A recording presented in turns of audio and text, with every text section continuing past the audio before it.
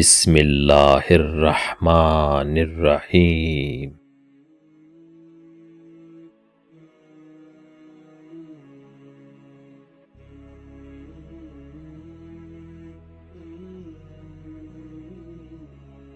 رمضان المبارک کی راتوں میں سے ایک رات شب قدر کہلاتی ہے، جو بہت ہی قدر و منزلت اور خیر و برکت کی حامل رات ہے۔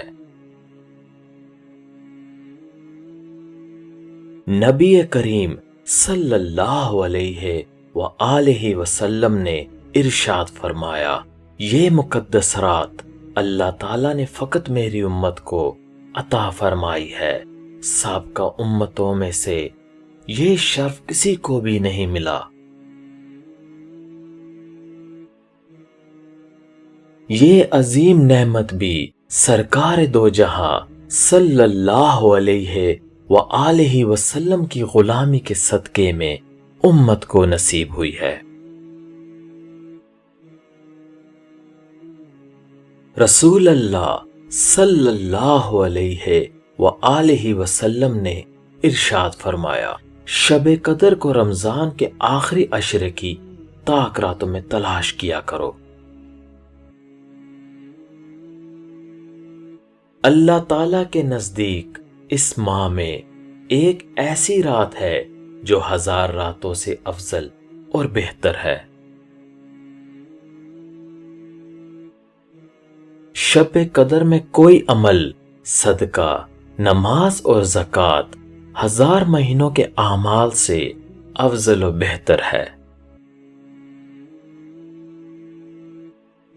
جو شخص اس رات کی خیرات و برکات سے محروم کر دیا گیا، وہ گویا تمام خیر سے محروم کر دیا گیا۔ شب قدر اللہ کی جانب سے بہت بڑا احسان ہے جو کسی دوسری امت کے حصے میں نہیں آئی۔